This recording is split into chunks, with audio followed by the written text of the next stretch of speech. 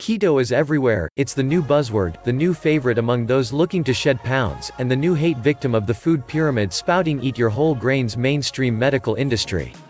The keto diet, while it is not the magic cure-all for every single disease on the planet, does a pretty dang good job at being the potential causer of healing many horrible conditions. So let's cut through the science, separate fact from fiction, and look at the benefits of the keto diet. Benefit number 1, weight loss. Okay, so this one isn't so astounding, but it is one of the most common reasons people embark on the keto diet. So why is weight loss usually so easy on the ketogenic diet instead of other regular diets? For all of the following reasons. The keto diet is composed of approximately 75% fat, 20% protein, and 5% or less carbohydrates. The high fat content and lack of sugar means diminished cravings, lack of blood sugar swings and binges, and increased satiation. Increased satiation equals eating less.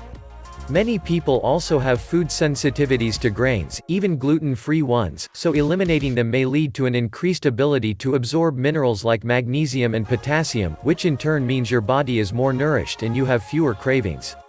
Ketones.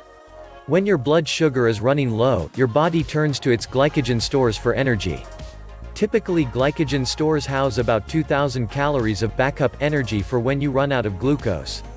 Like the intelligent machine it is, your body depletes the glycogen stores and then turns to your own body fat for fuel. The ketogenic diet is not a free-for-all eat however much cheese or super low-carb fat bomb treats you want diet.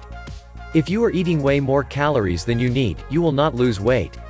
So focus on keeping your diet around fatty cuts of grass-fed meat, butter, eggs, avocados, lots of green veggies and cruciferous, and be modest with the keto desserts, dairy, and sweets. Benefit number 2, brain function.